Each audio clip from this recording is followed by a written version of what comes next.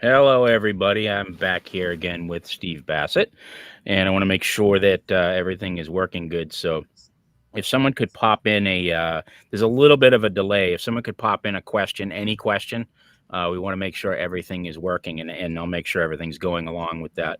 But what I'd like to do is I'm going to just pass this over to Steve. I'm going to let him give you some updates on what's going on, um, what the fight is that's still continuing, and we'll move forward right into the Q&A. So, Steve, go ahead and take it away. Okay, one quick question, Steve. Yes. I've got private chat here, but I don't see a way to post into the general chat room. Am I able to do that or not able to Let, do it? let me see. Does that pop up? I have chat, so I can do chat overlay on this. Um, so if Okay. someone can, if anybody can type a message, I want to see. Can you see that on your screen? I'm seeing their messages come right in, absolutely. All right, is that And good? now, but I still don't see where I can post to them. So you're just answering. You can just answer right to it as you want to choose. I don't think. Do you have on your right side of the screen? Does it say design captions, QR codes, music, and chat? Hang on, let me just check. No, I just got need help in the main chat bar. All right. Okay, Yeah. well, what I did was I sent you a link in Yes. private. Check it out. If Yep. you can get that out in front of people, that is a link to the original UAP bill in a very readable and highlighted form, much easier to read than online. So, I mean, in the actual bill. So, if you can put that out to them, great. So Okay, let me see. Let me put that. Hang on. Let me see. I should be able to do that right here. You should see it pop up on your screen. there it is. There Good. it goes. You good to Okay. go? All right. Well, while these questions, which I can scan, I mean, again, I'm people. I'm glad you're saying hello, but I want you to post your questions. This is primarily going to be Q&A. We want your involvement. All right. Because I've So been. what I'm gonna do, Steve, I'm gonna pop off the side here. You don't need me. You can answer these. You do you, and I'll pop off the side. If I need to come in, you'll see me pop in. Okay. All All right. right. All right, Here we guys, go. take it away. Ask Steve your questions. All righty. I'm Steve Bassett, Executive Director of Paradigm Research Group, 26 years as a political activist, disclosure advocate.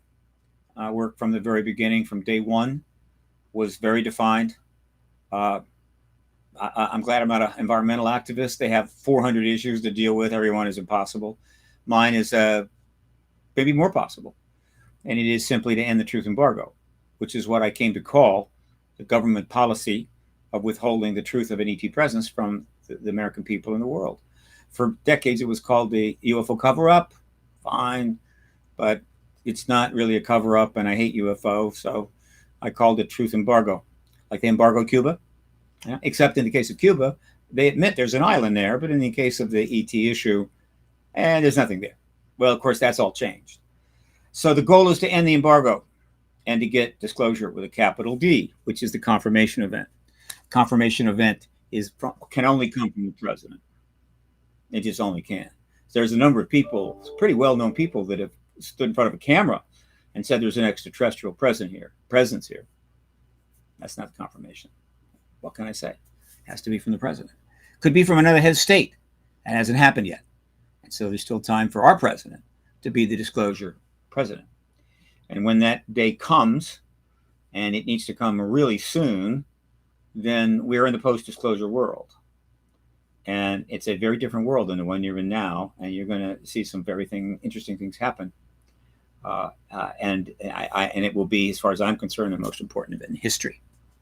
So everything that you've been hearing about lately, the bill, the language, the legislation, all of this is connected to this process.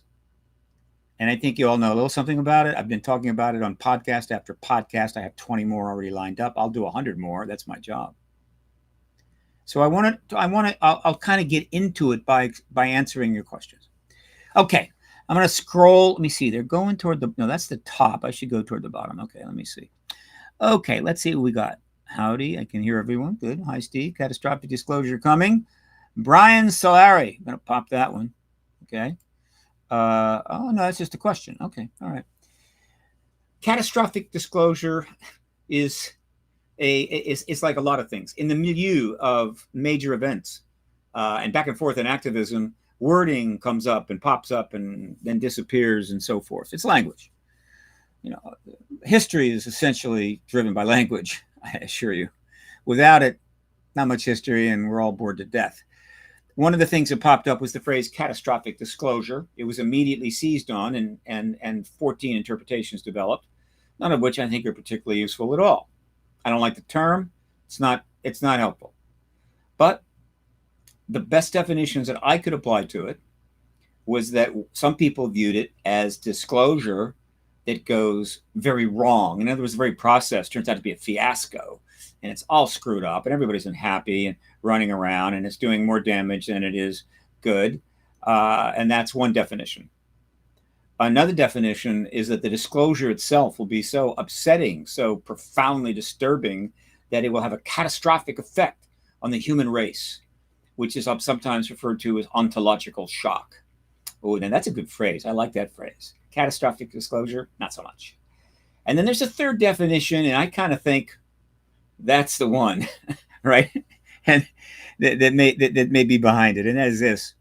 Catastrophic disclosure, if you are a member of the military intelligence complex directly managing the truth embargo, or maintained it at some point during your life, whether you're retired or not, if you're working on some super duper high-tech, fully classified USAP programs where you're paid a whole lot of money, right, and get fantastic meals and buffets to do stuff on ET Tech or whatever, any disclosure is catastrophic. In other words, disclosure by definition is catastrophic. You don't want it, right?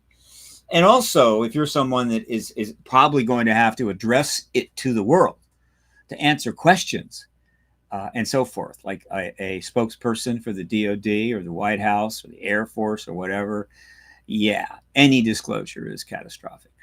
Beyond that, I don't think the term has any value. Let's see, what do I got here?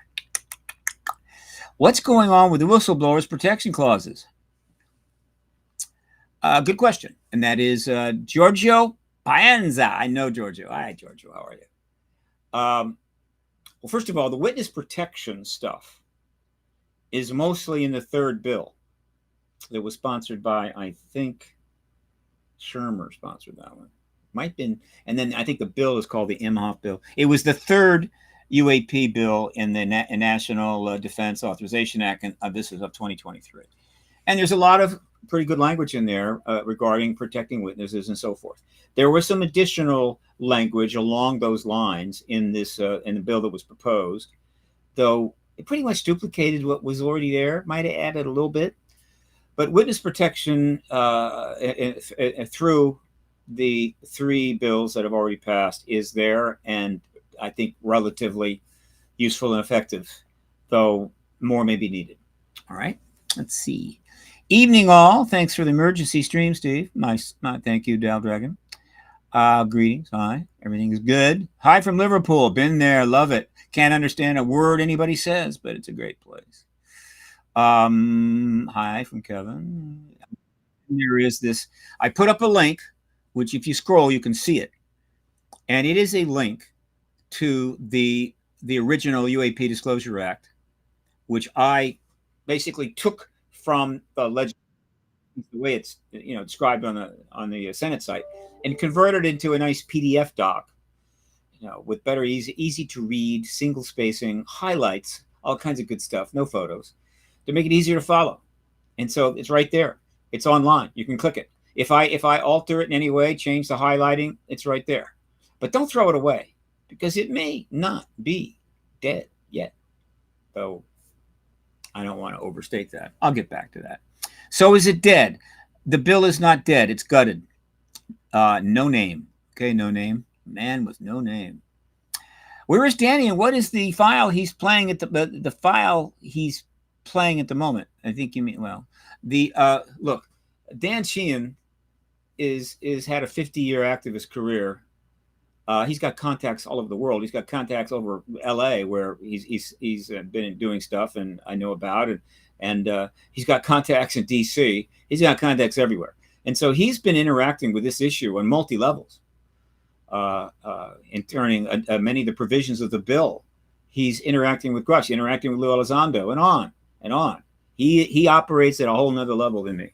I'm a citizen activist. And so he was happy to join us. But the fact is that what's going on down there, priority number one, he has to deal with something. That's the reason. It's that simple. What he's dealing with, I don't know. Sometimes he tells me, sometimes he doesn't. But please understand that Danny's think tank, the New Paradigm Institute, which is devoted exclusively to the post-disclosure world, that's what it's all about. It'll cover a lot of issues, but the reason it was created and it's gotten some funding is that it's ready for the post-disclosure world. The work that is going on pre-disclosure involves the New Paradigm Institute, and it's doing some things, but mostly it's for what comes next, and that has to happen very soon. First of all, what went down today, and what's next? Okay, well, look, that's from Lisa Brown. Look, this is all happening behind closed doors, and there's no reporters in there, and they're not talking about it. We get information indirect. And I have been swamped all day. I mean, I am absolutely swamped. I cannot set up podcasts fast enough. I have 250 emails that I'm still going through, so I don't know. And if I were to go on Twitter, I'd probably find out. But the Twitter stream right now is running, I don't know, 15,000 or something a day. I don't know. So I can't keep up. I'm honest with you. So I don't know. We'll find out later tonight. I know that there was an article just today, not too many hours ago, that came out in the Daily Caller. I haven't got it linked yet, but if you go to the Daily Caller, it's going to be virtually the top of the pile. And they were discussing what's going on. So there's some feedback, but not much, because the reconciliation process is not a public process. Let's see. Let's see what okay. Is catastrophic disclosure the next step? No. No name. Look, again, I don't know what catastrophic disclosure is. I think the question is disclosure the next step? Yeah, it could very well be. And that's what I'm going to be talking about a little later tonight. Someone is going to ask just the right question, and bingo, I'll catch it. Are you aware of any plans of insiders willing to personally disclose with material evidence? There are plenty of witnesses that are ready to testify, right? Which is what's important. Another witness coming out and going on, Facebook or putting out an email or something saying, I got a story up to our ears and nose. Not that that's a bad thing. It's not. All right. But we have plenty of witnesses already out and known and interviewed, and a significant number of them are ready to testify under oath. Those, of course, are the witnesses that are going to make history. So it's not that we have a lack of witnesses. Doesn't mean that somebody couldn't show up. For those inside that think they're going to play this game out a little longer, there's more David Grushes that could come forward at any time.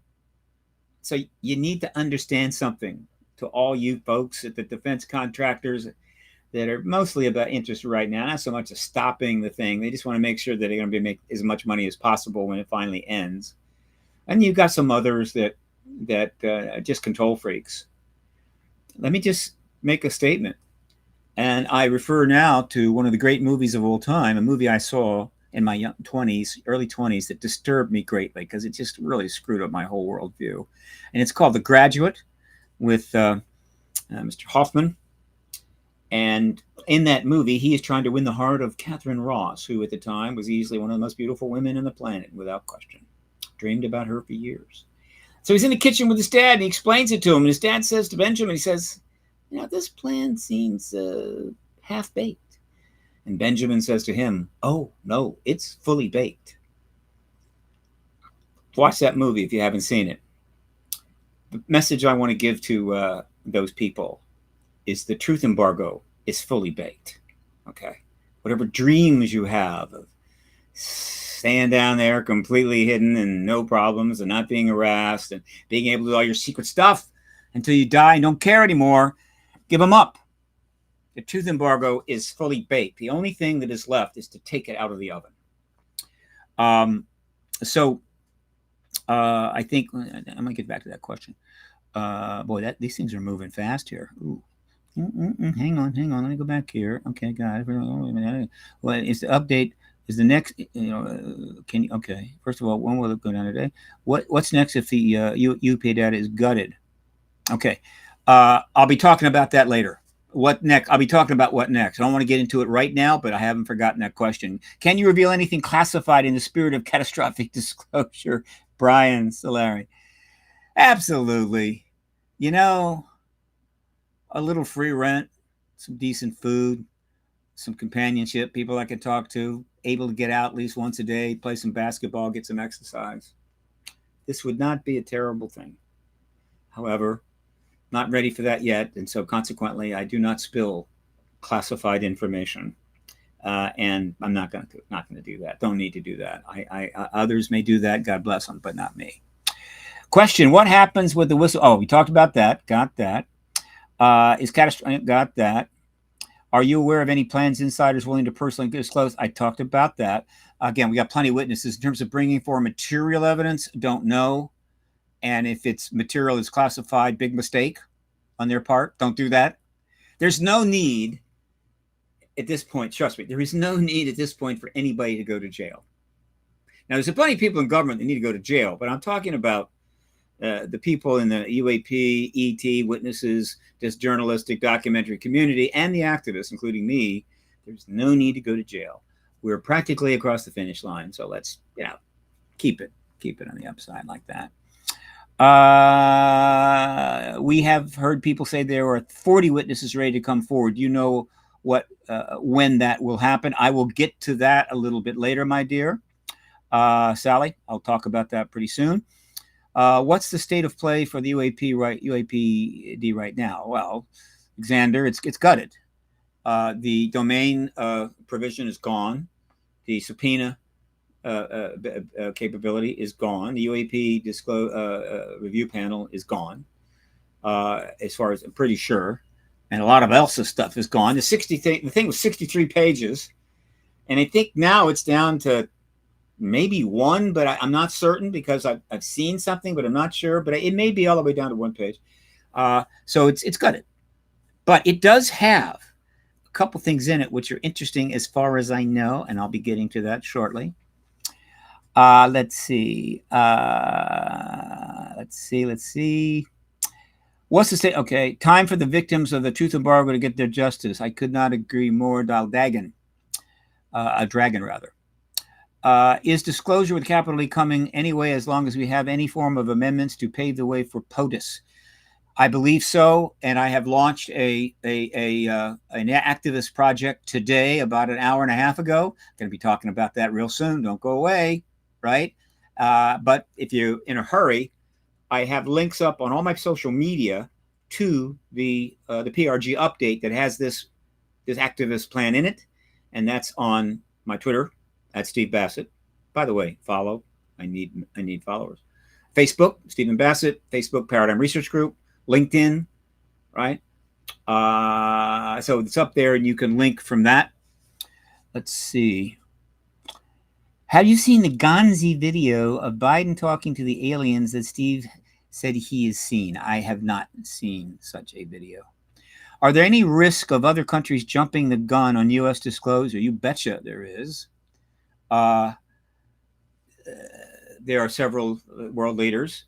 Well, there's really only two, frankly. I mean, really, there's really only two. And that is Mr. Vladimir Putin and Mr. Xi Jinping. And Mr. Putin right now is very much preoccupied in trying to rebuild the Soviet Union. Xi Jinping is kind of preoccupied with trying to maintain an economy that can support 1.5 billion people, but he has a very vigorous space program and a lot of aspirations in space. And so could he do it tomorrow? Oh, yeah. But I've been saying that for years and years and years when there was more than him. I mean, Putin was certainly a candidate years ago. And our government just said, hey, what happens, it happens. What are you going to do? What can you do? Right? So let's just go on as we are. By the way, if you haven't noticed, the attitude of the government on just about everything that you care about is needed and everything that is important, the attitude is, let's just deal with it at some point. No hurry. Let's keep comfortable, raise money, keep our jobs, whatever. What can I say? That needs to be fixed. Is the Schumer Amendment dead? No, it's gutted. Thank you. Catherine Jones. Is Catherine Zeta Jones? Let's see. Lisa Bowden, do you have communication with President Biden? I do not. Where does he stand? He is gone to stay absolutely impartial, out of it, and that is intentional. What he is saying or doing in the inside, I do not know. I hope he is doing the right thing because nothing stays on the inside forever. But this is all heading toward him, and I think he knows that. All right, thank you for all you do. Are you aware of how many whistleblowers are waiting to step forward? Again, almost all of the people are witnesses, not whistleblowers. To be a whistleblower, you have to, one, believe that the government is doing something illegal, or your section, department, whatever. Two, you have to break the law, in a sense, meaning you have to come forward and probably violate something. Not every whistleblower has to do that, but in almost every case they do. They violate an NDA, they violate security clearances, whatever, or they bring forward information that was clearly classified. And that makes you a whistleblower. You don't want to be a whistleblower. It's not a road you want to travel. Trust me.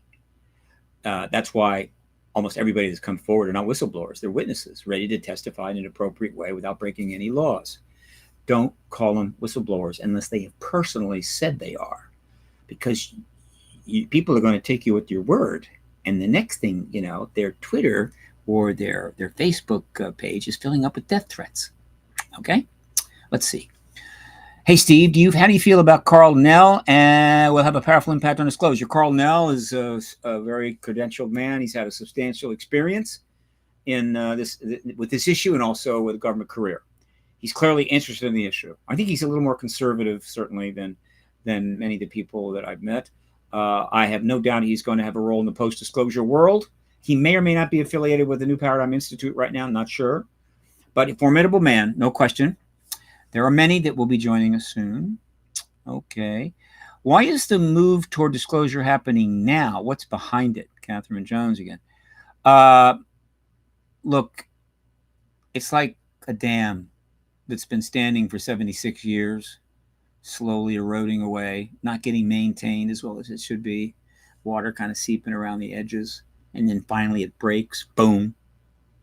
And you're thinking, well, why then? Well, that's when it broke. Okay. Now, if somebody blows it up, that's your answer. Somebody blew up the dam.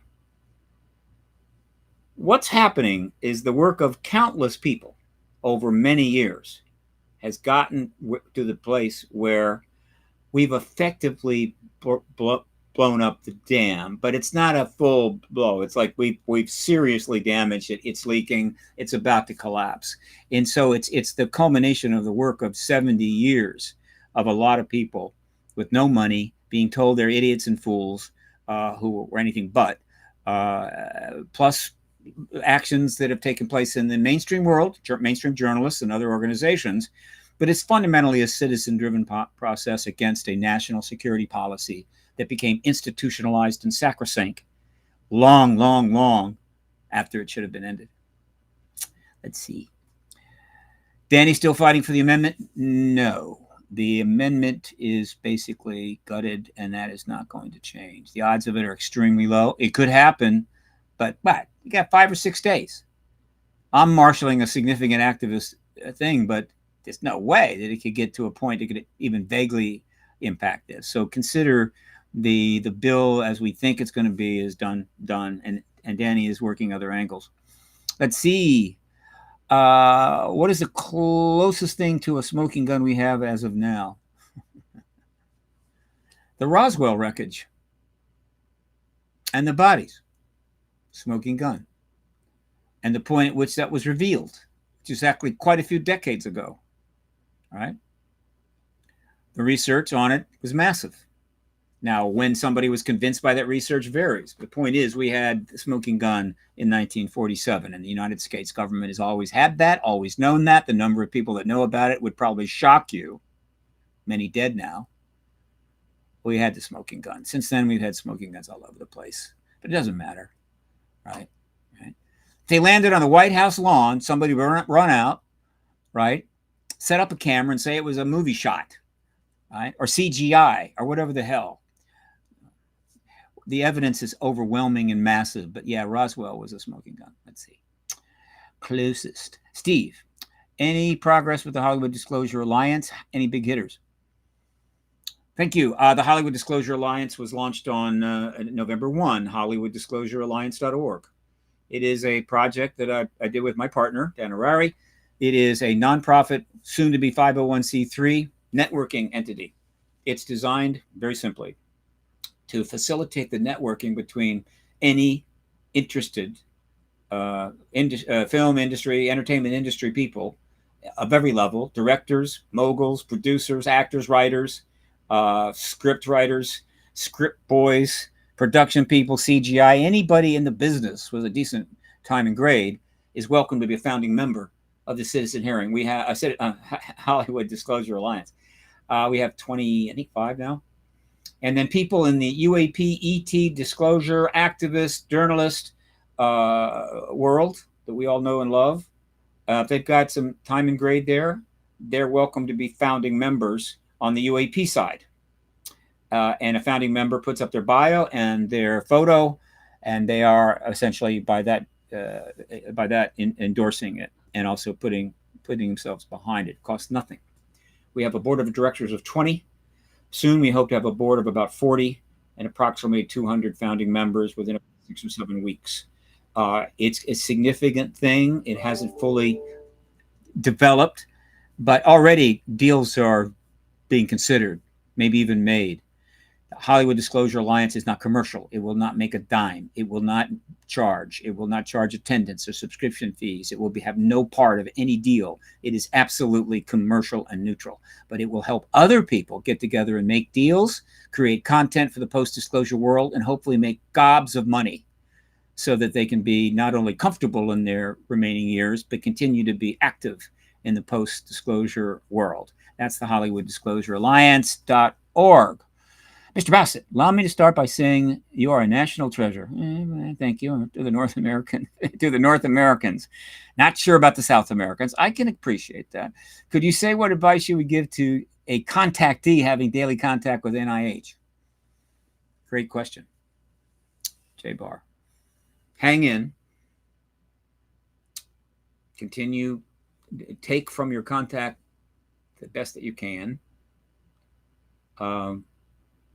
Keep a record. If you need to speak about it, speak about it. If you can't, don't. But be prepared for the post-disclosure world. Because when it comes, starting the day after, there's 8 billion people on this planet.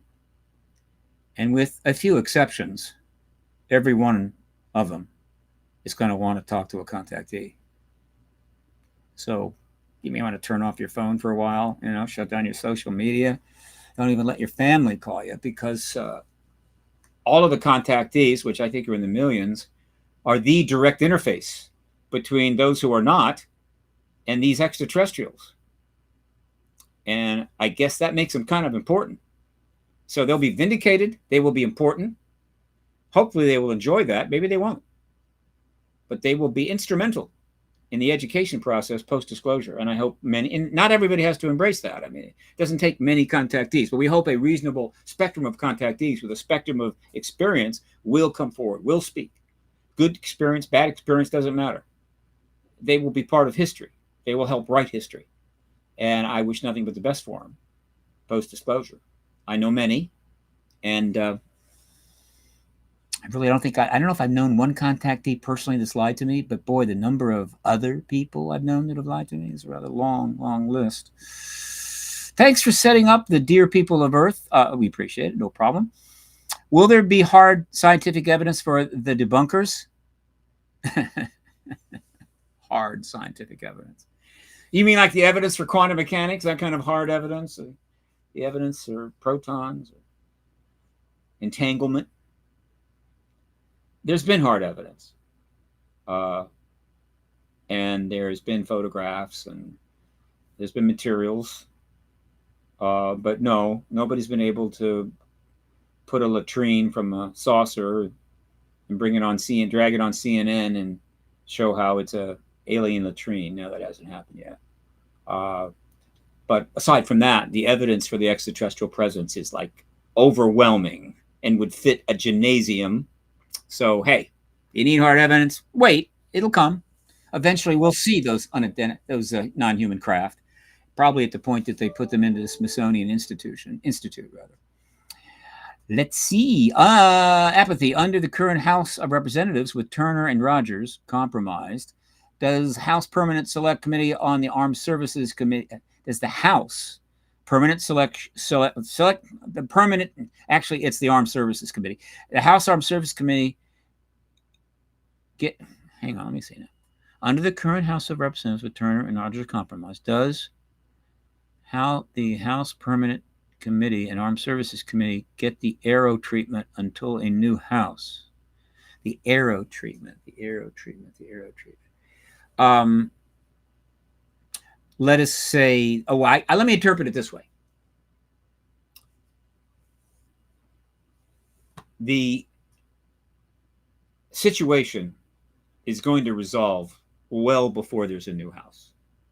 The real question is, will some of the individuals in the House who have really dug in their heels and help significantly ensure that the bill would be gutted, what will happen with them? And I'm going to suggest that they're going to get a lot of interesting email and correspondence and so forth, though they're not the focus of my activist initiative.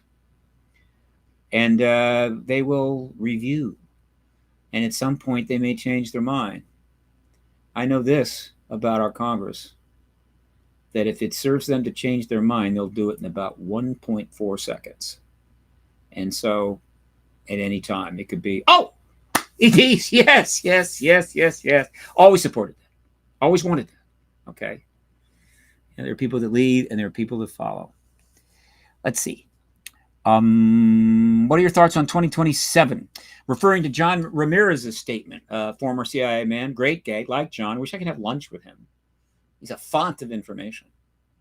I forget where he lives. But he came out with something that apparently had been brought to his attention, that something huge was going to happen in 2027.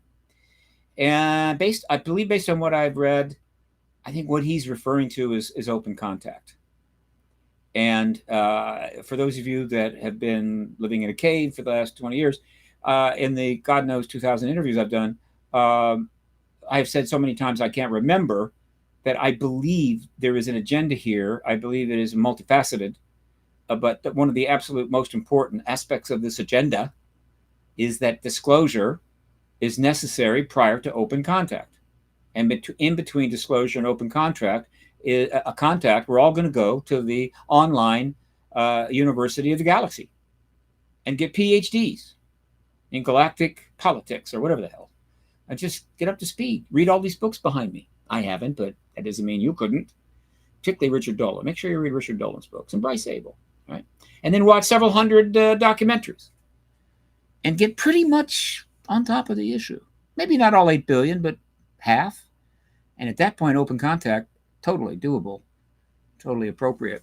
I put it at 2 years. And so I think it's 2026. He thinks it's 2027. There you go. Not that far away, though, right? We need that catastrophic disclosure. Well, DBL, depends on what you mean by catastrophic disclosure. The way I define it, we don't need that. Gregory, if you had to give a range of minimum value versus maximum value the public can expect to see in quality of life in the near future, say 30 years, should full disclosure be committed? May be hard to say. Okay. I'm not a futurist, but I wish I was, because it's definitely one of the coolest things to be. I'm so tempted to say I'm a futurist. There's a member of Congress that probably has said he's a futurist, but whatever. To really be a futurist, you've got to have a substantially broad education. And I don't. I got a degree in physics, which is now taught in the 7th grade, if it's taught at all. So I'm not a futurist. But I got to tell you, spending a quarter century thinking about the extraterrestrial issue and trying to think of it as a global matter. I mean, they're interacting with the globe, right? The whole planet. There's a planetary agenda. You do end up contemplating a vast range of things, which I have, that any reasonable AI program could have done in about 14 minutes. But What can I say? I'm me. So it took a quarter century. And so I have a lot of thoughts along those lines. And I have talked about it. It's important. I used to do 200 slide presentation thingies, which I don't really do anymore. But, you know, at some point you go. But a lot of these presentations got into that area of improvement of human life. And by that, I mean all life. All right. The list of ways, particularly a technological transformation, stemming from what is pretty much known to be under research by our government, extrapolating just from that the potential impact on our, quote, well-being, problem solving, and so forth, is a long, long list. And I have, usually in my presentations, I'll cover about 15 things. But recently I've been just doing 2. Okay, 2.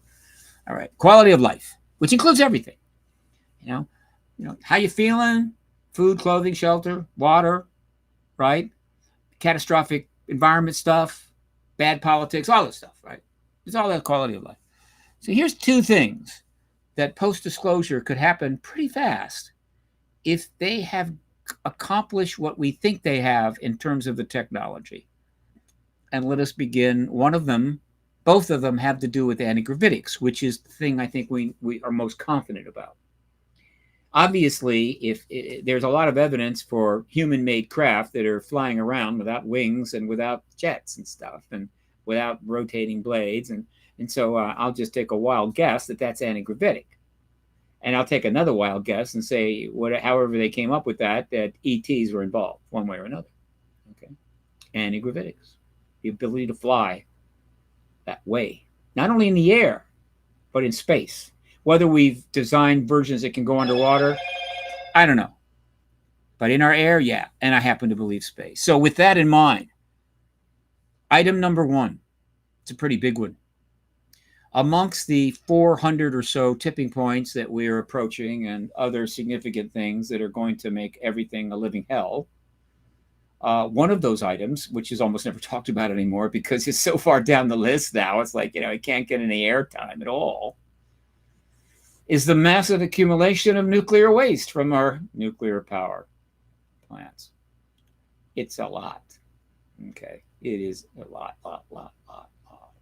And it's underground and it's above ground and it's in drums and it's leaking and it's polluting the environment. And at any time, if somebody could get 35 pounds of, what do they call it? CR? Is it called CR? No, C something. Into one of those storage areas and blow it up, an entire state of the United States would be unlivable, and they'd all have to go and move to another state, and they'd probably have to put a giant bubble over that state. That could happen at any time. And these vast storage areas of massive nuclear waste are all over the world. And not that that's not a problem, but now we're conducting wars in and around actual operating nuclear weapons plants. That's how brilliant we are. Okay, that's how clever we've become. Nuclear waste dumps is one thing, but hey, let's ratchet it up. Let's start firing shells over operating nuclear nuclear power plants, nuclear reactors. How are we going to solve that problem? Well, there's some scientists now that are working on trying to come up with some bacteria that will eat it. God bless them. We'll see how that goes. It's going to take a lot of bacteria, I'll tell you that. There was a plan for years. They were going to take all the nuclear waste of the United States, and they were going to put it on rail cars and put it in Yucca Mountain, which I think has some indigenous heritage there. I don't know who owns it. It might even be the Indians. I don't know. I think it's on a reservation, but whatever. They're going to fill the whole mountain up. You can find it online. They were going to spend billions upon billions of dollars. They already, I think, had done a lot of work to carve out massive canyons and got to fill it up with the nuclear waste and put it all in there. It never happened. A couple reasons. One, there wasn't a governor in sight that was going to let any nuclear waste come through their state on a train on its way to Yucca Mountain. That was the first problem. Okay. And there were some concerns if you actually fill the mountain up with 1 billion tons of nuclear waste, it might go critical and blow up and destroy almost all of the Southwest. And so it never happened. What's the solution? Hey, I used to live near the port of Los Angeles, and I watched thousands of trucks come in every day and go. You know, the flatbed deals, and they just drive in there, and they got these big cranes, and they take this container off the ship, and they put it on the truck, and the truck drives away. A lot of longshoremen lost their jobs, but hey, they got other jobs. Pretty cool. Take that concept. Instead of a truck, it's a anti-gravitic craft. And the container that is going to be on it, fitted in some way, is not going to be holding, I don't know, cheap underwear from China. It's going to be holding nuclear waste. Tons of it.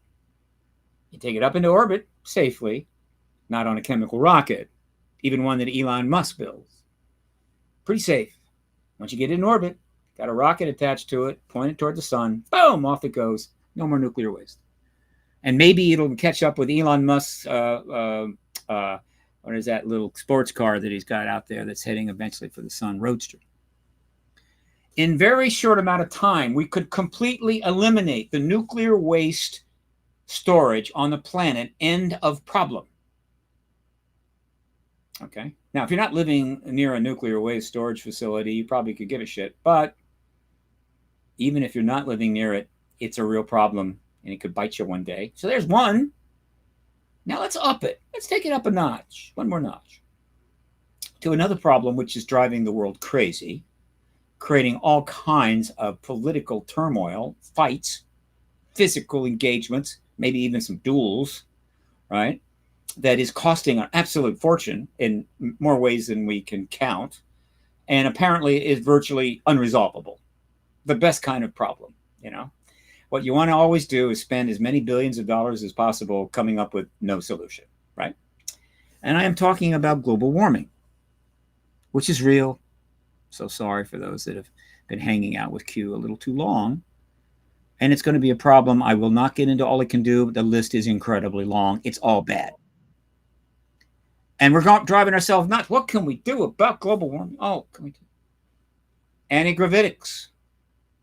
If you have anti-gravitic craft that can move in and out of our airspace cheaply and easily and maneuver very, very carefully, then we could assemble an array of panels. There's already a company that builds panels like this, array of very large panels, and set them up in Sol or Sun synchronous orbit, which is not the same as what they call a fixed orbit around the Earth. The Earth is circular. So you park something at the right speed above a spot and it stays there.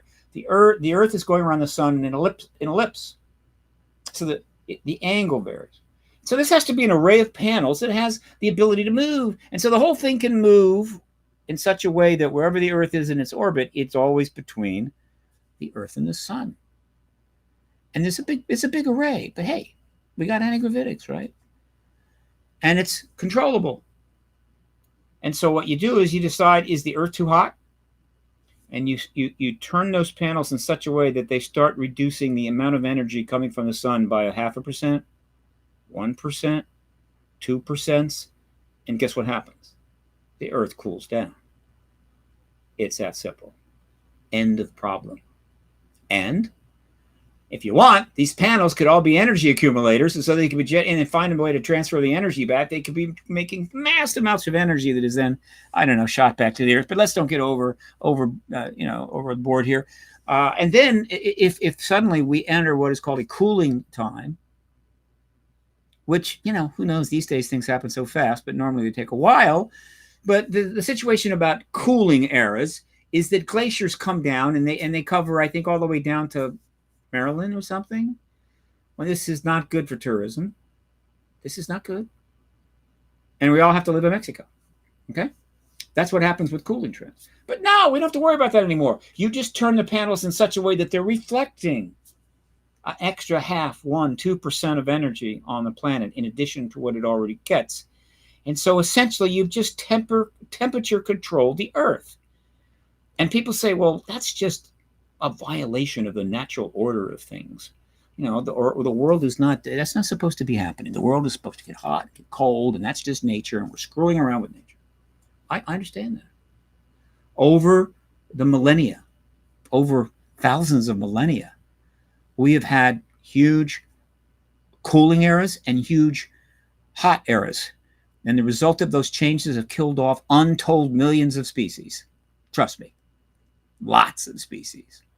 We had one era called the Lesser Dryas where they believe only a few thousand humans are left on that one. But we scraped through.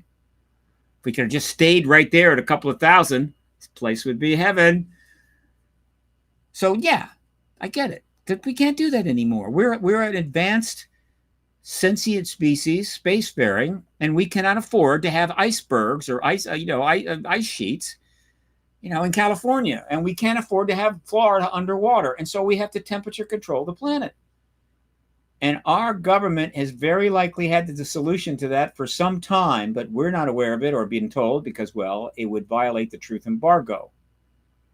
Which raises an interesting point I want you to put a pin in. I have this suspicion, now it's just a hunch, that one of the reasons you pound on this issue with the government, got to do this, got to do that, and they do this and they do that, but particularly if it's a political gain to them, they do it. But in terms of the general government, the fundamental infrastructure, particularly the military intelligence complex, they're not doing squat. And I'm thinking, I wonder why that is. And it occurred to me that if they've got the tech that literally solves the problem, and they know that eventually it'll be solved, eventually we're going to get this tech out, disclosure is going to happen, and then we're going, we can create, we can temperature control the planet. Since they kind of know it's solvable, they're not really galvanized to do anything about it. They just can't tell you. And so one of the questions that I ask them, you knew you could solve this, couldn't you? Yeah. But we couldn't get the tech. Nah, you couldn't. It's national security. Did you feel a little guilty about that as you're watching the news and all hell is breaking loose over global warming? Well, I was under a, non-disclosure act and I got a family to feed. Whatever. That's just 2 instances. I could give you 50 more, but let's don't do that. All right? So yeah, that tech is incredibly important to the future of this planet. Schumer knows it, and that's why he put the eminent domain in there, because he doesn't want these companies making trillions of dollars for their shareholders in such a way, as they often do, is like, here's what we're going to do. I know, but it's going to have all kinds of problems, and it's going to screw the environment. Yeah, but that's not our job. Our job is to make our shareholders wealthy, not take care of you, buddy. That is the job of the government, to regulate things, which it doesn't do like it used to. And we prefer it didn't regulate us at all. And so what you have coming is a massive conflict between a major element of the corporate world and government over this tech. And they just won what may be an initial battle. Domain is out, right? But the game and the war, I shouldn't use those kind of analogies. They have won the first engagement, but I assure you the issue is not resolved at all. But God bless them. Enjoy that one. Okay, let's see. Oh boy, this thing just keeps moving so fast. Let me go back. Okay, okay, a lot about the tech. Boy, man, these questions. I'm almost going to have to just hit it random. I'm trying to stay within it, but it's impossible. So let me just see what I got here. Why did David Grush choose to reveal the 1933 magnetic crash and not others? Is there a connection to Alan Dulles saving SS officer Kay Wolf's life in the U.S. Naval Joint Operation Sunrise? I'm not a researcher. You need Richard Dolan for that one. But obviously that's a very significant case. In fact, I know something about it. And boy, do I want to pitch that to some Hollywood producers. And I probably will. Okay. In any event, what's important is the Grush matter. When Grush came forward and testified, you may not have noticed, but he went to great lengths to make it clear that everything he was saying, he was cleared to say. He ran it by I mean cleared to say public, or not public, but cleared to say classified set. And he was following those rules. He was already, kind of out there and at some risk. He wasn't going to make it worse. He's got a family. And so the situation there is this. I think I can state probably with some confidence that he was given the green light to talk about the 1933 crash. It was in Italy, after all. It's Mussolini that helped develop it, and eventually we got it. But I mean, look at Roswell. Roswell is known all over the world. Proof is mountain, sky high. And so mentioning another crash, not a big deal. I think he was clear to say it. As far as the interesting regarding Dulles and so forth, this is history I'm not familiar with, but I look forward to reading about it.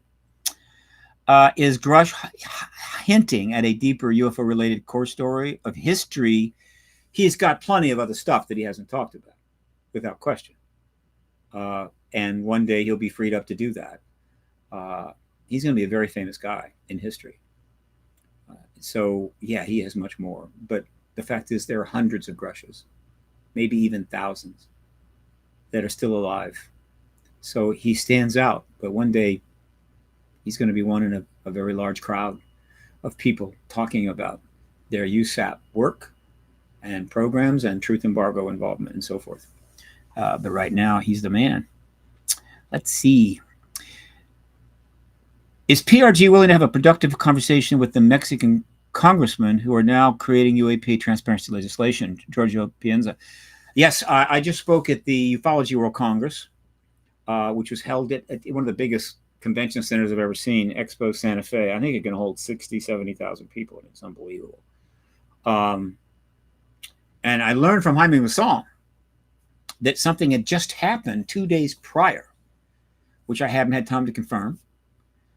But essentially, what he said had happened is that somehow something was attached to the Mexican Constitution, not necessarily like an amendment like we do it, but whatever. Something was hooked in there in which the Mexican government was essentially indicating that it was not going to classify anything more that they encounter on this issue. Whatever they engage is going to be made public, but it's also going to declassify everything it has already.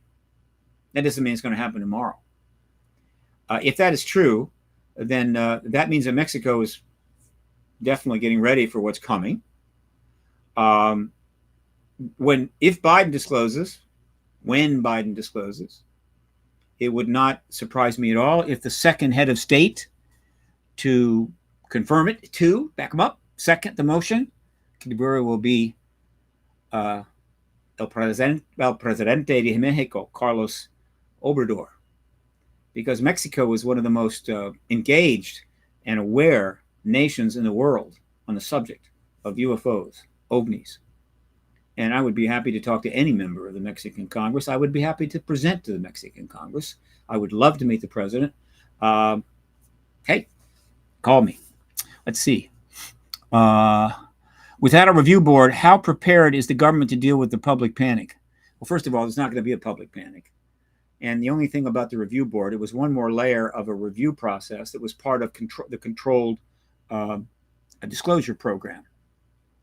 By the way, you did note that the act was called the UAP Disclosure Act. You think that was just, hey, we needed a word. Let's call it something, right? It could be, the UAP Reveal Act. It could be the UAP, I don't know, Fun Act, Disclosure Act. You don't think that was intentional? You don't think that they were sending a message to all of us? We understand. We get you. Okay. So no, there's not going to be a panic. And the review board is not that big a deal. It would have been a component of the much larger review process. More importantly, it would give the White House, the executive branch, a position in all of this, which makes sense, right? In other words, the idea that this is all going on and the White House is just sitting back there and, hey, let us know what happens. I mean, we have other things to do. No. So the review board, appointed by the president, but under fairly strict guidelines and what have you, is essentially a component of this process that happens to belong to the White House. The DOD's involved, ARRO's involved, the Congress is involved. Almost everybody's involved. And so the idea that the White House has to somehow stay completely out of it, of course, is not appropriate. And I'm sure it would be done in such a way as to minimally politicize it. So again, not worried about panic. Should disclosure be made by the United Nations rather than a lone country? Look, um, there is a logic to the United Nations being the entity that would be allowed to make the disclosure announcement, not based on crash vehicles that the UN has been researching, but simply because it's the UN speaking for the world. There have been a couple of attempts to engage the UN. The most famous is 1978 in Gary and the nation of Grenada. There were some meetings held. Jacques Vallée was involved. Astronaut Gordon Cooper was involved. And they made some progress, and it was interesting. And then Gary went back, and then he came back again to New York to pursue it a little further. And while he was away, he was deposed. He was thrown out of the government. The issue died there. Every effort to get anyone involved since has failed. However, there is an interesting, obviously a far more potentially propitious effort now, and it's being led by Roberto Panatti in Italy, and it involves the sovereign entity of San Marino, which is part of the UN, and they are making some headway into getting a couple of things set up there. And I'm sure they're getting some positive feedback because the UN desperately wants in on this. I assure you, they want in on this badly. But unfortunately for the UN, and for the planet for that matter, is that the nuclear powers, who have been maintaining this mutual assured destruction we're so fond of and so dependent upon, control it. It was designed, eventually, it was designed and created, or say, manipulated to essentially service the Cold War and the nuclear powers, which dominate the Security Council, which has a veto power. And that's who it's designed to serve. The world is incidental to that. So it has a project here and there's a project there. Even the building is falling apart, last I heard. And so, no, the UN is probably not going to get in on this. And nobody wants it to at the higher levels because they know how bad it is. And it's not because of the UN's fault so much as that the Security Council nations have just not given a damn. I believe what will happen post-disclosure is one of two things. A full-out, substantial reform of the United Nations and a complete, renovation of the building. They're going to need a bigger building. And that might then be an important entity in the post-disclosure world and open contact world. I give it 40%. A much more likely thing is an entire new organization, world organization, will be built from scratch, specifically designed to service the world of the post-disclosure era and everything else about the world today, so that it can actually be a legitimate representational entity, not a controlling entity over all the other nations, telling them how to think and what to eat and how to dress. No, a global entity that can be representative and constructive. It is possible. Okay, let's see.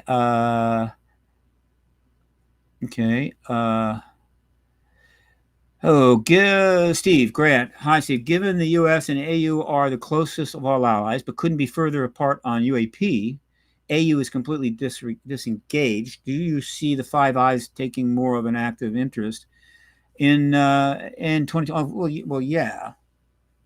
Look, the reason that Canada, Australia, and a lesser degree the UK, but also the UK, are, quote, disengaged, is because these are our closest allies. Okay, who doesn't love an Aussie? I'm really fond of the UK, and I love Canada. Okay, so who doesn't? There are allies, and we are running the truth embargo. We are leading the truth embargo. We are the nations that protect them from Soviet or Russian nuclear submarines. I know. I don't think Australia has a nuclear sub, but I think UK does and got a few weapons. But I assure you, it's not the UK or Canada that's going to save us. And so they have stayed disengaged because that is what they consider appropriate. They don't want to be out there rattling our cage or creating problems for us as we try to service the Cold War and then the continuing nuclear arms race and then Cold War II and all the other crises going on. And I get that. So I wouldn't get mad at them, but I wouldn't underestimate just how active they will get the day after disclosure. I assure you, it will not take Trudeau or Sunak or whoever the hell is running Australia to be on board. Boom, just like that. And the fun begins. Okay, let's see. Moving on. You go up here a little further. Let's see. Tell us about the betrayal you talked about in your tweet. The intelligence services did the same thing 6 decades ago with the Condon malarkey. Well, that was a betrayal by the University of Arizona, which is going to answer for that one day. I'm going to see to that. Recently, they just held a panel at the University of Colorado. Did I say Arizona? University of Colorado. And there's this photo of them sitting there, and apparently they're talking about how this subject is not really going to go anywhere. And I was just wondering, does anybody on that stage even know who the hell Edward Condon is? And if they did, would they get up and leave? Not a good look for the University of Colorado.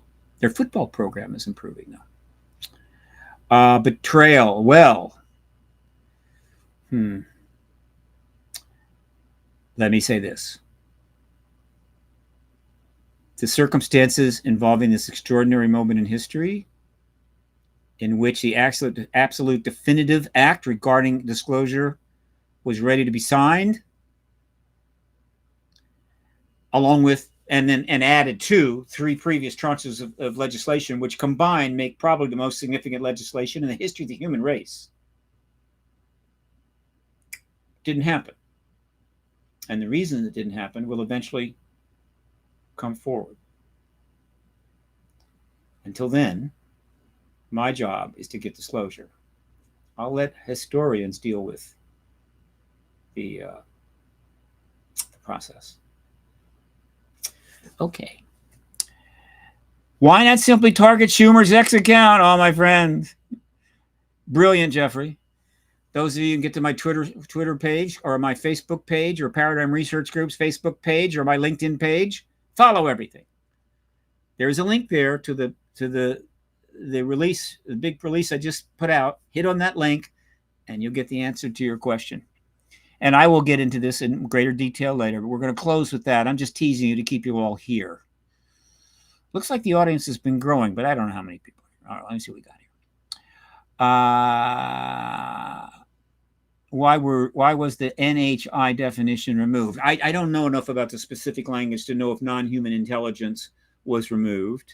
It could be in there still. If they actually deliberately removed it, then that is such a penny-ass thing to do. It's so petty, it's pathetic, right? Yeah, but it ain't going away. Again, it's a closed meeting with a bunch of people that then decide what the bill's going to be. There's no press in there. There's nobody in there, but them just going away. I don't know, swapping stories, having lunch, telling each other how much money they've raised for their next campaign. What did Lockheed Martin give you? 400,000. They only gave me 250. I'm going to talk to those guys, or Raytheon, or whatever. I don't know. It should be a more open process, but it's the way it's done. Good question. I don't know. I'm not going to make a joke about that, Ida. I swear to God. Mr. Bassett, question. Where in the disclosure process would abductions be introduced as a reality to the subject? Great question. And I've been talking about this in various posts. Out of kindness, right, to Ms. Jean-Pierre, who I happen to like very much, and whoever the spokesperson is for the DOD, who I don't know, and the spokesperson for the Air Force, for sure, definitely NASA. Okay. All of those fine spokespeople who are going to be the ones standing in front of a whole lot of press. And the room is packed, right? They're hanging from the ceiling kind of press. the day after the president confirms, which I think will be a Monday after a Friday, though that's risky. You're leaving that thing hanging for 2 days. There's some good reasons to do that, as opposed to doing on a Monday. I mean, you want everybody to have at least 2 weeks to prepare. I mean, 2 days to prepare, right? They're not going to be sending out emails months in advance on this, right? For a great deal of the government, they're going to wake up and say, what in the hell just happened here? And then they're going to have to deal with it. So I'm going to go Friday, Monday. And so Monday begins. And the questions begin. And this is what gets to the message, which I always work into my podcast. And that is this.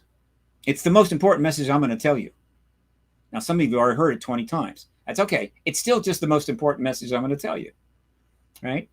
Next to who's going to win the Super Bowl. But I'm not going to tell you that. And that is this. Everything that you have seen happening. All the meetings that have been taking place in private, you knew were going on, and statements by this person and that person, and the program set up at NASA, the creation of the task force, and then Arrow, all the legislation, everything, all of it has nothing to do with trying to understand what's going on in our skies. Zero. Absolutely nothing. And a lot of people who are not up on this issue, just not paying attention, they may not be getting that. I get it. And they're thinking, my God, there is something up there. And the government is finally looking at it, and they're gonna figure it out. And they're going to tell us it might be extraterrestrial. Nah, that's not what's happening at all. So what in the hell is going on? If they've known all about this for 76 years, if they've been researching the tech for 76 years, if they've spent billions of dollars on this issue in every form and fashion and tracking and God knows what for 76 years, what in the hell is going on? This is what's going on. And it's cool. I'm totally cool with it. Am I upset? I am not upset. I can get upset, but I'm not upset right now. I was upset this morning when I discovered, actually it was last night. I was upset last night when around 9:30, I did learn from my secret sources that the bill had been gutted pretty much completely, like a fish. Only thing left was the head and partially part of the tail. And I was upset, and I took several Xanax, and I was fine. So, what is it about? It's simple. Logic. It is absolute common sense. Here's how I would like to describe it. Our military intelligence community, God bless them, learns on Tuesday. Let's go back a few years. Not now, not this Tuesday, but let's go back a couple years, right? It's a Tuesday. And they learn that Xi Jinping has made the decision. He is going to go before 1.5 billion Chinese on television with a whole shitload of evidence and whatever the hell he wants. And he's going to confirm that the extraterrestrial presence is real. He's also going to confirm that they do intend to own the moon one day, and maybe even a good part of the solar system. And that will be disclosure. Boom. Other nations will follow, including our president. Hopefully within 24 hours or less. Except there's one little problem. The world knows there's an extraterrestrial presence. That includes all 330 million people and 100 million journalists, or whatever the hell we got here, and all the institutions and corporations and everybody in government and everything else. And so the next day, when all of them have several thousand million questions, we don't have an Arrow. We don't have any legislation. We haven't had any briefings. We haven't had anything set up at NASA. We haven't had a multi-year period where people could get up to speed on the issue and the thing could kind of inculcate through the entire military intelligence community and the government, the politicians. None of that has happened. And now the president, or somebody's got to walk out and say, yeah, it's true. They're here, and start taking all the questions, looking like complete idiots. That's what could have happened. But now that's not the case. Everything that's been done is for disclosure. All of this apparatus and everything that has been done has been to prepare our nation to deal with the day after disclosure. Shout out to Bryce Abel and Richard Dolan. AD After Disclosure. I've read it twice. You guys need to read that book. It's the day after disclosure. And we're ready. We got Arrow. We got all kinds of good stuff. A lot of people on board. We can answer your questions. And the process of starting to get information to you, already ready to go. Legislation, process, the whole damn thing. And we're going to start showing you stuff day one. And it's going to go on for years. Big win. That's why it's being done. The problem, though, and this is the it's awkward, but it is what it is that in order to get all this together, to get the DOD on board and the Congress on board, the committees on board, and whatever the hell, and all these people willing to go along with this, they couldn't say why. They couldn't go to the world and say, look, we need an Arrow because there's ETs here, or we need this legislation because there's ETs here. And by that, I mean the president is saying this, or maybe, the key people in Congress. No, because that ends the truth embargo. And they haven't got the stuff set up yet. And so basically, they're damned if they do and damned if they don't. And the only way they could pull it off, and this goes all the way back to the beginning of this in 2017, led by Mellon, Elizondo, and Gary Nolan, primarily, but mostly Elizondo and Mellon, who emerged out of the To the Stars Academy to really start the real work that went on for nearly 3 years before the legislation was passed, right? In order to do this and keep on board, they could not disclose. They could not talk about extraterrestrials. They could not indicate that, oh, yeah, it's all true. It had to be couched in a way that would work. We helped them by giving them the UAP, replacement for UFO, okay? Right, which helped a lot, right? Look at the legislation. I think UFO is mentioned once in all 4 of these acts. UAP everywhere. Eventually, it morphed into unidentified anomalous phenomena, which is even better. Right? They couldn't do it. They had to pretend like it wasn't true in order to get to the place where they could confirm it was true. And it was, if it hadn't taken so long, if they could have got it together, boom, bang, bing, get there, it wouldn't have been so bad. But history is a bitch. And so let us review. Originally, I believe the To the Stars Academy was supposed to come out right after Clinton was elected. She didn't get elected. They finally had to come out in 2017.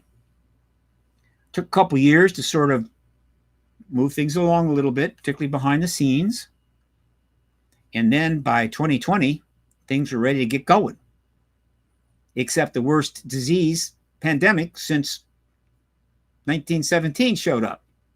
Killed millions, cost trillions, upset everybody's apple cart, total chaos, cats, dogs sleeping together. I mean, it was pretty bad.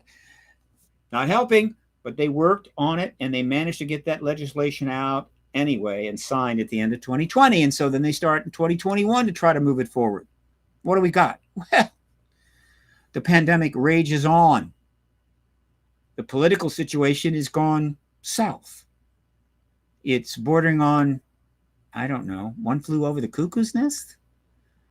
Where they're having that riot in the recreation room or something. I mean, the politics went into zones that nobody knew were there. I mean, it went to places that nobody knew there were places, making almost anything difficult. Getting permission to adjourn, right, because the building was on fire, would have been really difficult. Nothing is getting done. So, but it still dragged on through 2021, and they got the second law passed. God bless them. And they started again on the third law in 2022. The pandemic had kind of died down, though it's still the leading cause of death after heart disease. And then Vladimir Putin decided what Russia needed was another czar. And by God, he was the man. And the next thing you know, the Bulletin of Atomic Scientists is moving the clock to 90 seconds before midnight, and officials all over the United States are specifically talking to the media about the growing risk of a nuclear war. That was 2022. Hell of a year. So we managed to keep going through that. And then we get to 2023. Do we really need to talk about 2023? And so, in spite of all that, they have moved it forward, but it took 4 years. And so, for 4 years, they're having to follow this script where they're going to do something so they can tell you the truth about something that they already know is true while they're setting up the apparatus to tell it. That is what is going on. Now, it has one non-trivial benefit that I think is definitely motivating for them. And that's this. Not having to refer to everybody there's dead that have engaged this issue. Their troubles are over now. And that goes all the way back to 46. There's a whole lot of people that have helped manage this truth embargo. There's a whole lot of people and institutions that have had to jump through hoops, do all manner of stuff in order to keep this lie going for 76 years. And they know what's going to happen when the game is over. They're going to be facing PR nightmare.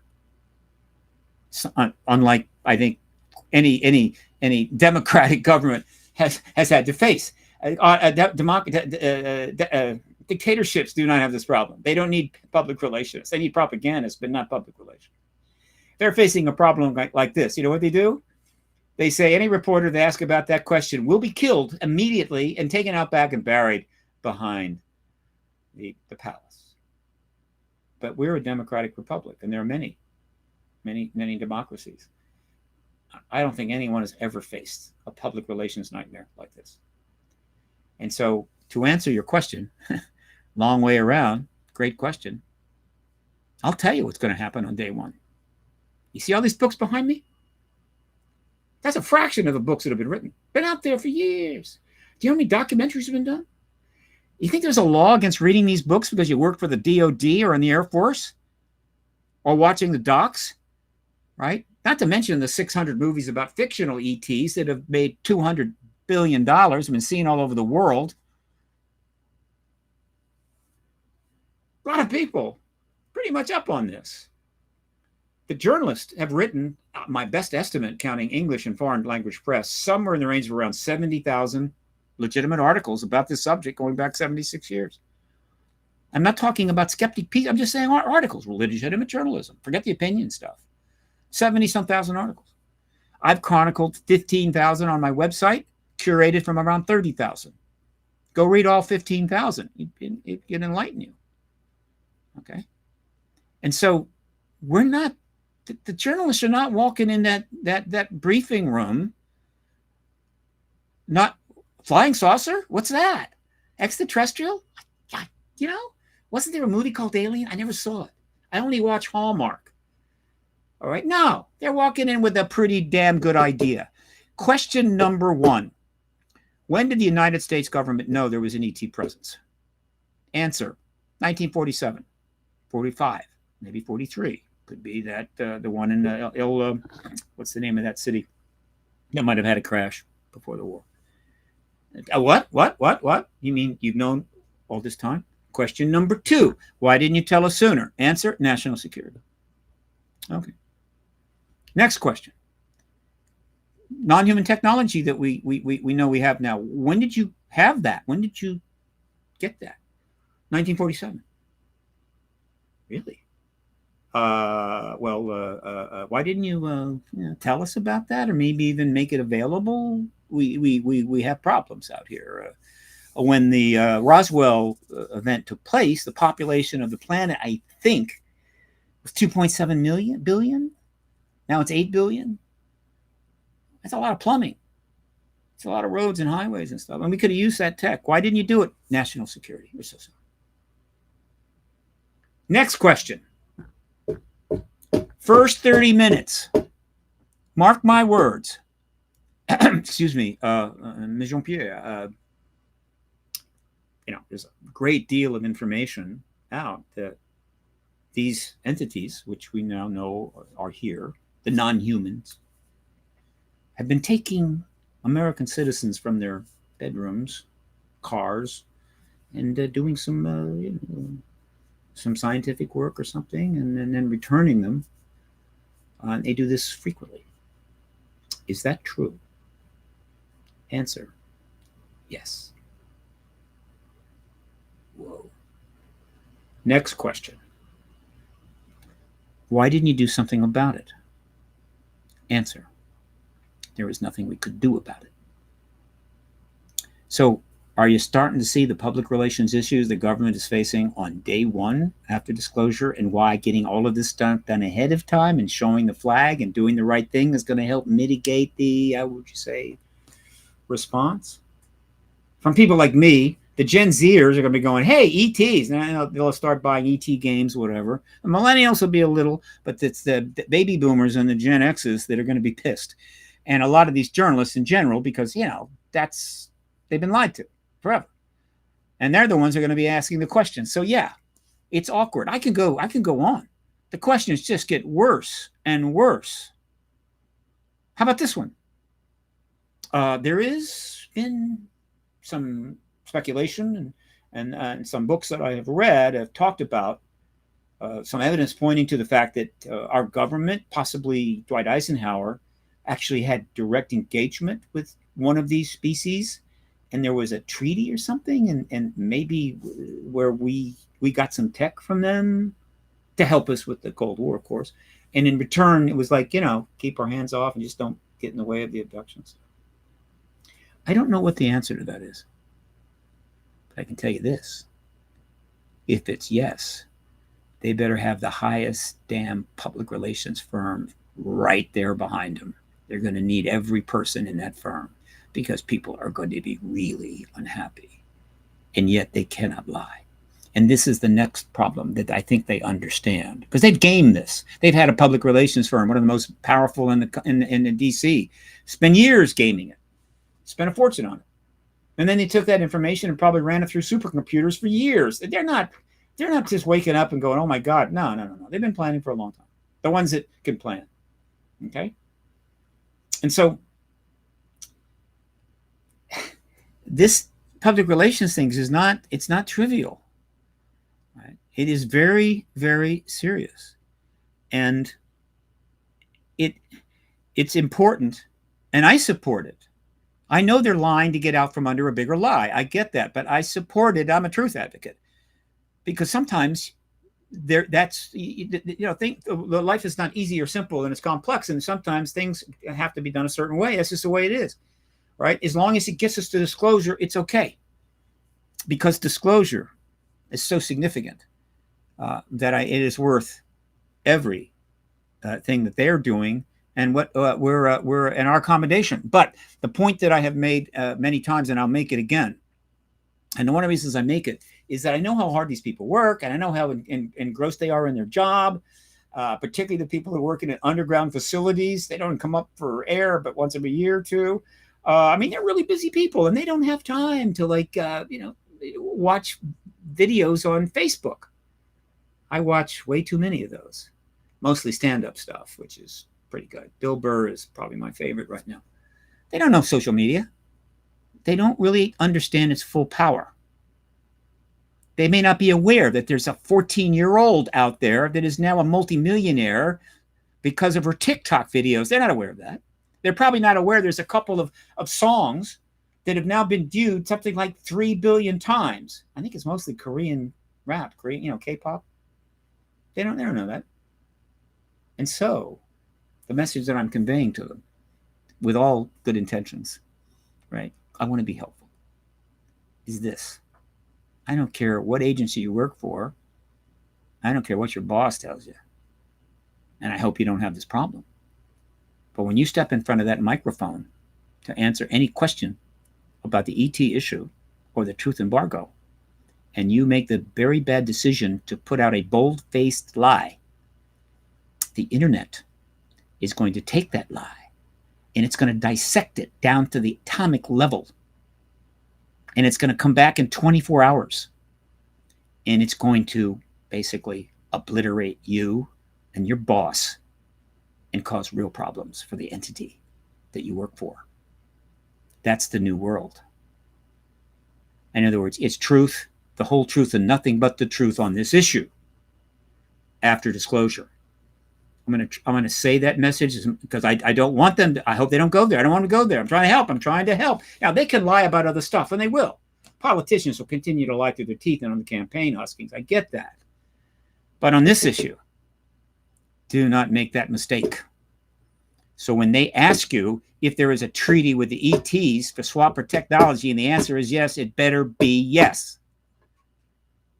Because the internet will descend on that in ways you cannot imagine. And that brings me to, we have several 100,000 more questions here, but I think I'm now going to get into the project that I've just launched, because I only have about 30 minutes left, and maybe I can ask a couple more questions. Okay. Hang on a second. I think I can do it from memory. So I just sent out and put up on social media what I'm calling a shift storm. It is the activist response from Paradigm Research Group to the gutting of the UAP Disclosure Act. I'm going places that I don't go very often, but it's time. I'm going to do what John Lewis, the great member of Congress, civil rights activist, said in a speech once. I'm going to do what he called good trouble. Right? Cause a little fuss, irritate, that kind of thing. All right. And here is how it's going to go down. In 2014, leading up to the delivery of the entire 30-hour DVD set of the citizen hearing on disclosure, which was shipped to every single congressional office, all 535, with the help of a wonderful volunteer social media group. We rained down on the Congress overall, all 533 members, somewhere between 2,000 and 3,000 tweets. They were not happy. Accounts were blocked. And the tweets were all essentially about the record of the citizen hearing on disclosure, which shows you how the hearings could be held, is going to be delivered pretty soon. You should watch it. Pay attention. Tweet storm. That's what it's called. All right. I'm about to do something similar, but it's much better, more focused, with far greater prospects of succeeding. Okay. So it's not just a tweet storm. It's a little more than that. So I've decided to call it a shift storm, because let's face it, the shift has hit the fan. And so here's how it's going to go. First of all, as I've stated in this posting, Senator Chuck Schumer, Mark Warner, and Marco Rubio are not the bad guys here at all. They're the heroes. All right? And there's some other heroes. Congressman Tim Burchett, Congressman Anna Paulina Luna, Congresswoman Nancy Mace are also heroes, trying to do what they could do, right, from the House side, up against, well, what was that? What was the phrase? You have disturbed the primal forces, Mr. Beale, or whatever the hell. They did what they could. All right, even try to put a little language in that might be helpful. But even though they're heroes, they are now key to this process. And so here is how things can go. The bill has been gutted. Fine. That has nothing to do with the Senate Intel's Committee ability to hold a hearing. Nothing to do with it. Doesn't affect it in any way. And when I say hearing, I mean a hearing for all those witnesses you've been talking about. And not just any witnesses. I'm going to pick, I like to go with like 20. Okay? That's 2 in the morning, 2 in the afternoon for 5 days, Monday through Friday. 20 witnesses. But it could be 15. Almost all of these witnesses will be at the level of Grush or higher, meaning their testimony is going to be as powerful as Grush's or more powerful. And I assure you, when these 10, 12, 15, or 20 witnesses, almost certainly all military, have given their testimony, it is going to blow the truth embargo to pieces. You won't be able to find the pieces. They'll be scattered around Washington, D.C. In which case, the President of the United States can very comfortably come forward, as I've discussed 1,000 times, and say not, I bring you disclosure, or I have pounded disclosure out of the Department of Defense and now here it is. But no, non-political, basically almost passive. I've watched the hearings with you. My staff has. I've discussed these hearings with the top people at the Department of Defense, with the Gang of Eight and all that. And it's pretty clear. We have non-human intelligence here. If he wants to say extraterrestrial, I'm down with that. And the moment he says those words, that is disclosure. And the only thing standing between us and those words is a hearing in front of the Senate Intel Committee. And so here is the shift storm. I am calling on social media to do something that is not that hard. I have put up, and will put up, obviously, in a number of places, the contact information for these three American heroes, Chuck Schumer, Mark Warner, and Marco Rubio. Their email form, because nobody uses email addresses anymore. It's an email form that ends up as an email in a staffer's box, and their Twitter handle and their phone number. And the aim is this, and it's up to you guys, right?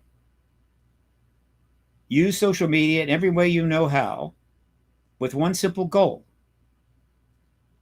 Before the end of December, we want to put a minimum of 1,000 tweet tags. It's always going to be tweet and Twitter to me. I'm sorry. It's always going to be screw X. It's awful. I'm not going to say it. Tweet tags. 100,000 in each of their Twitter notification boxes. And for those that don't get that, when you go at Senator Schumer, we really would like to have hearings in September. It's in January. It's very important these witnesses get in front of your committee. This is essential, or whatever. And when you do that at Senator Schumer, that not only goes into up on your website, your Twitter account page, it goes into the notification box of Senator Schumer. And they have a staffer whose one of their jobs is to watch that box, because that is where they can learn what people in Twitter world are saying about their boss. And things turn up from time to time, and they might refer it. Most of the time, they just make a note. If 100,000 messages turn up in the notification box of Senator Schumer, you can bet your bottom dollar that staffer is going to go to Senator Schumer and say, you need to check your notification box, wherein he just switches over and scrolls. Right? You're not picking out letters and trying to read them. No. You're not looking at emails. You're scrolling through message after message. Same for Warner, same for Rubio. 100,000 tagged tweets into their box by the end of this month. Now, let me be clear.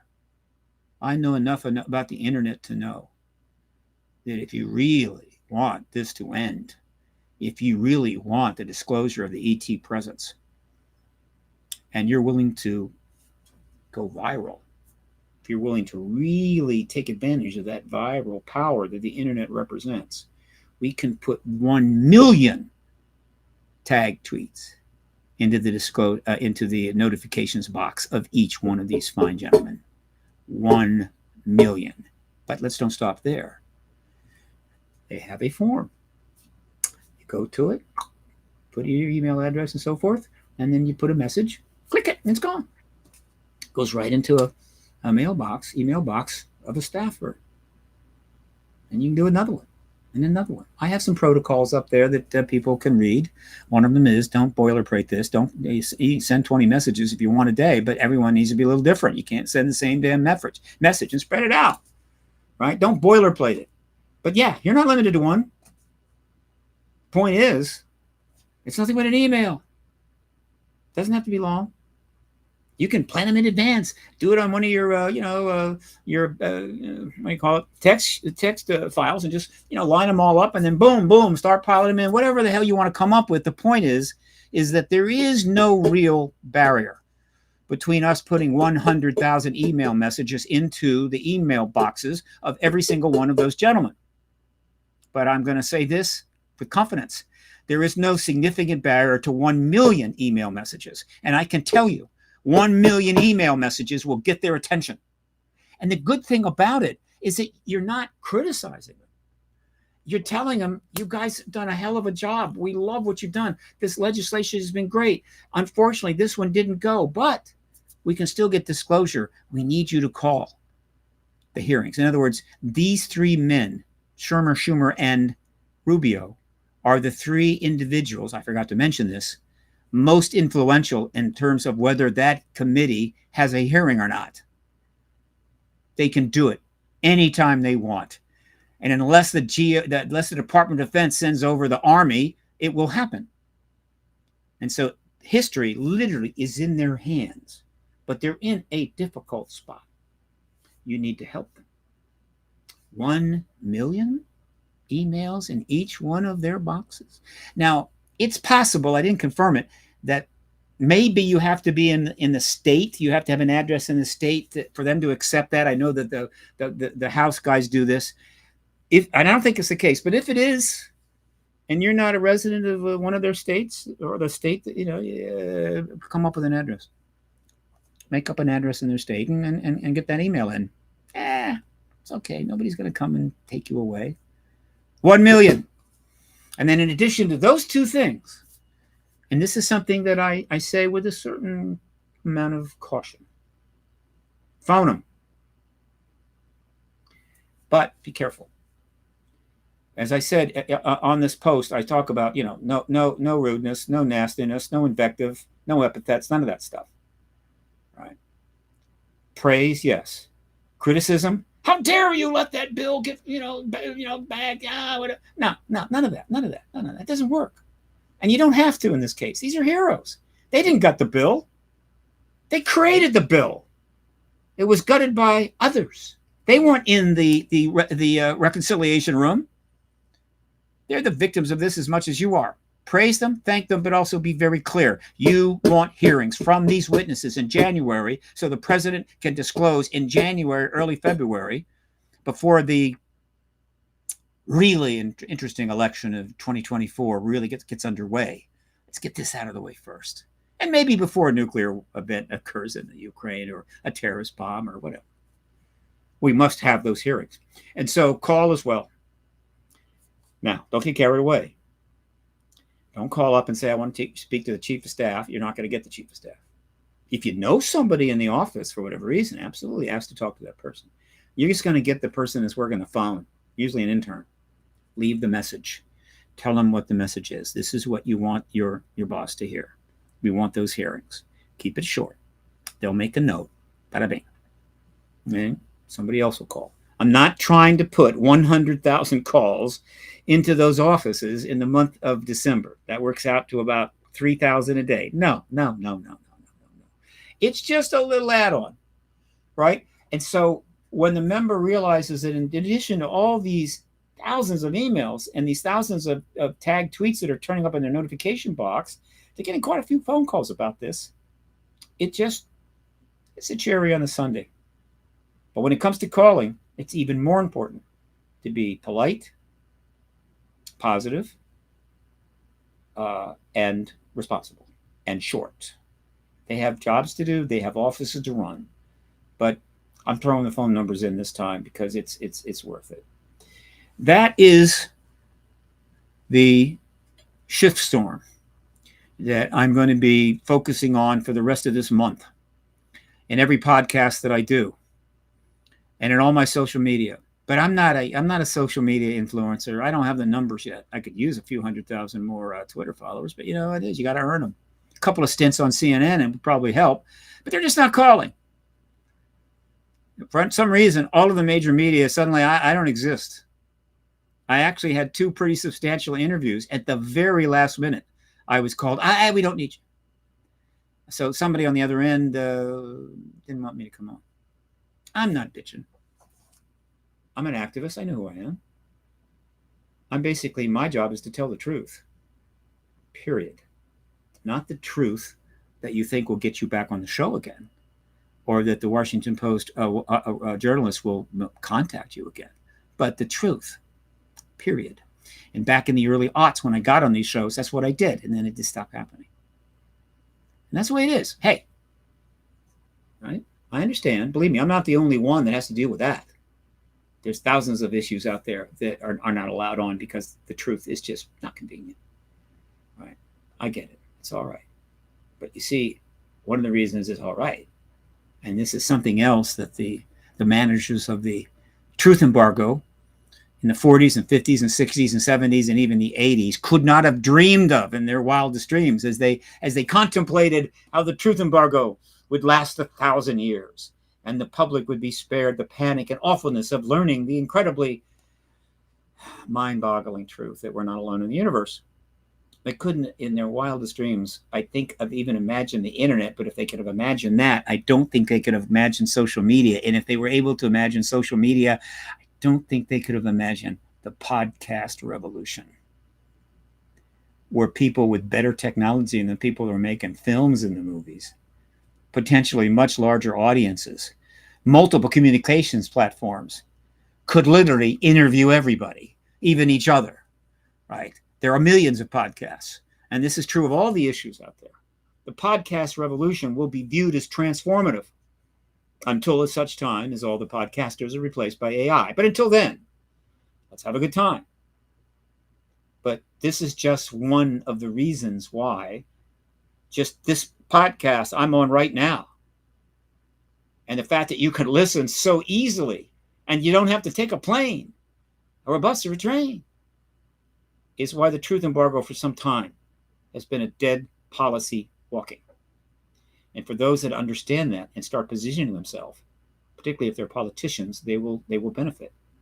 For the corporations who will actually talk to some of us in this field that used to be crazy nutters, get a little advice, they might be able to prepare themselves for the post-disclosure world. But they're not doing that. Maybe they're hiring people, I don't know. But overall, not so much. I mean, we have a lot of knowledge. We could be helpful. Right? So that is the shift storm. I hope you'll participate.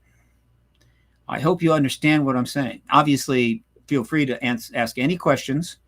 Got a little bit of time left, but email me, text me, whatever the hell. My phone number is up on the site. It's been there for 25 years. The address has never changed. The email address has never changed.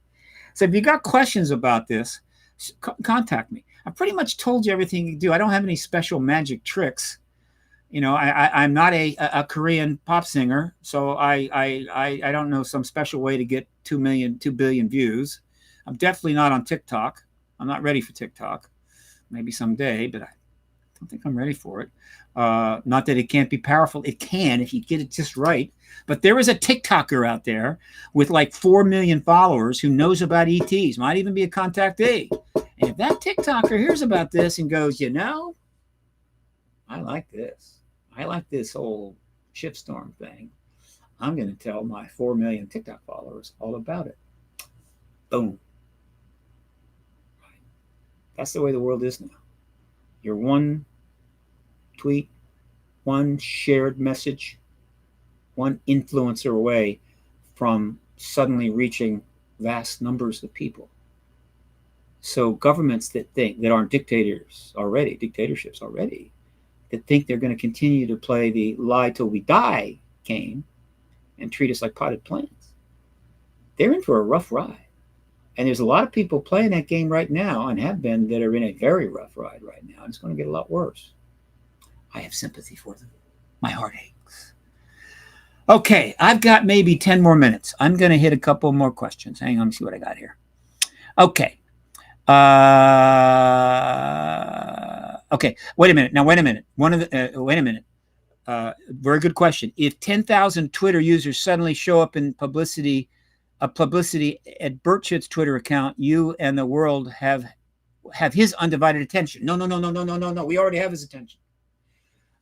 Burchett and Mace and Luna are not in the shift storm. Okay, I don't want a million tag tweets going to them.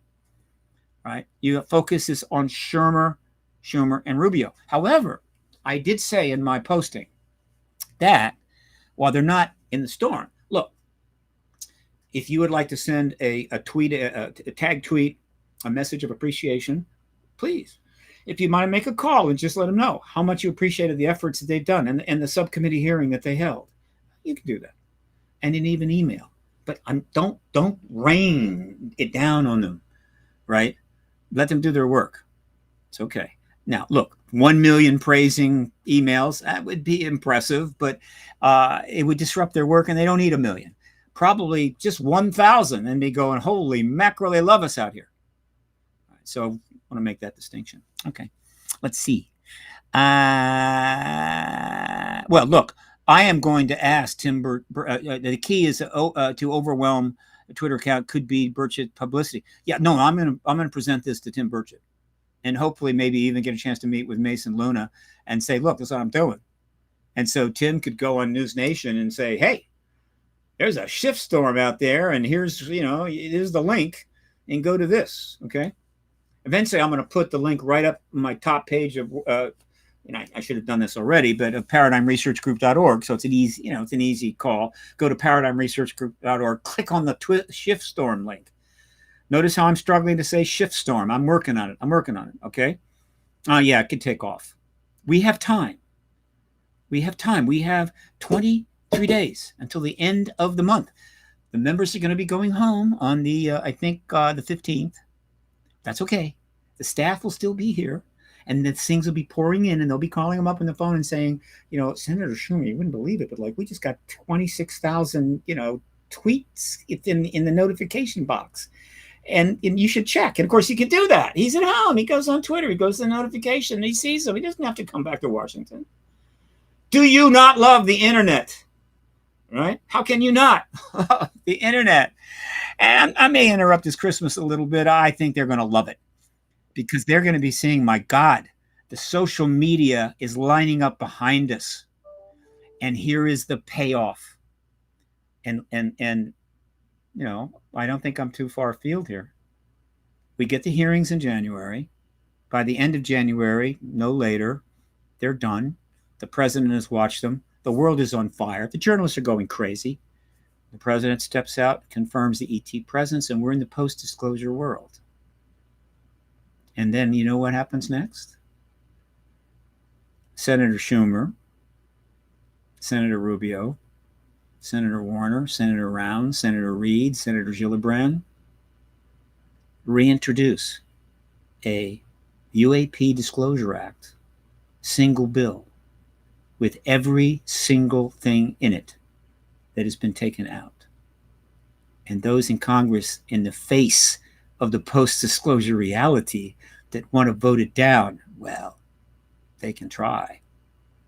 And so it can be all put in place like that. In other words, all the structure's there. All the wording's there.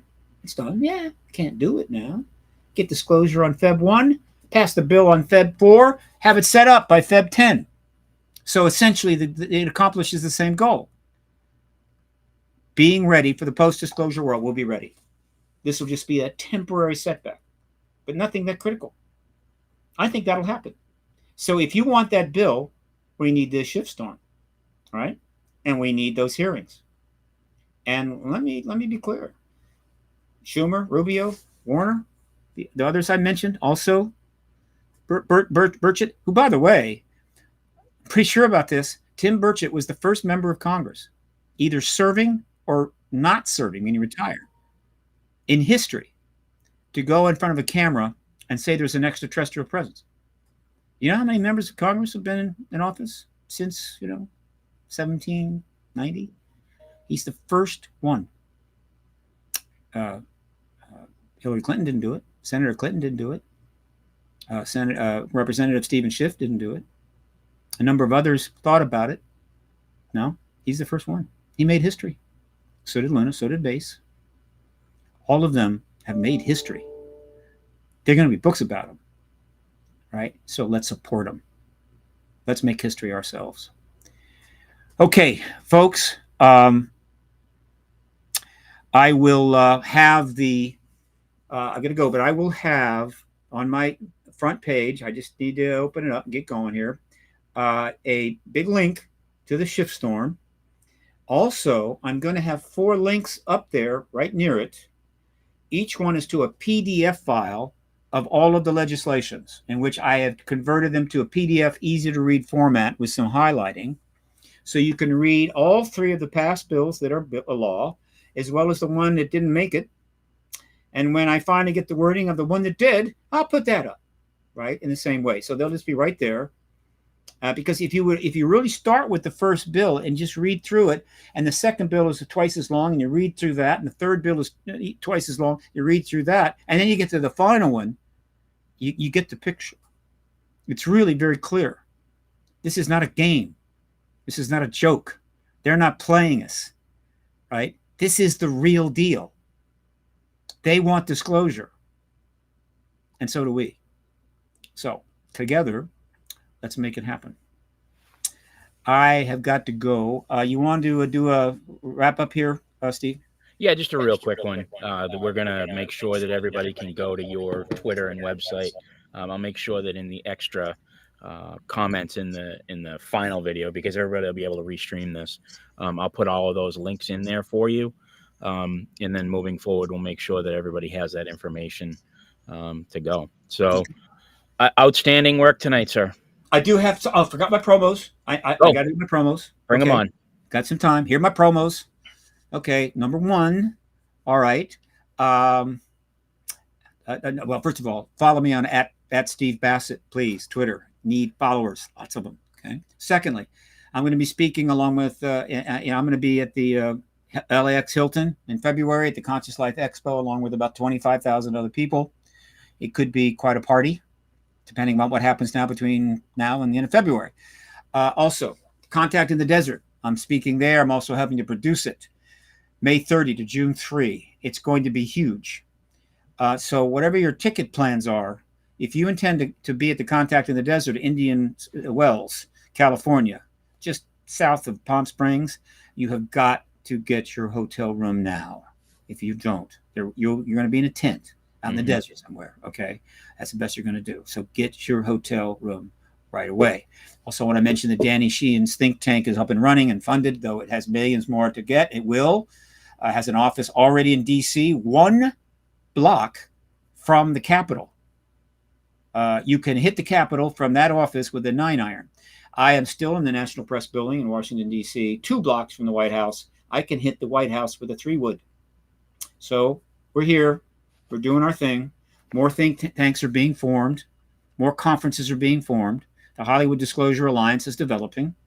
And I can tell you also that there are projects related to this subject all over Hollywood, or all over the film industry, really, which is all of Los Angeles County, in various levels of production. They really have figured it out. They're coming on very fast. I'm sure there'll be some more fiction movies, but believe me, they're going nonfiction really quickly, and I'm hoping to get involved with that. I do have a series, a modest series that should drop this month, but you never know when it comes to this business. But a lot is happening everywhere in multi-countries. It's our time. It's almost done. Disclosure, the post-disclosure world. Maybe not too long after that, open contact with non-human civilizations. Thanks, folks. Until next time, I got to go. Thank you, Steve. Have a great one. I appreciate it. Talk to you soon.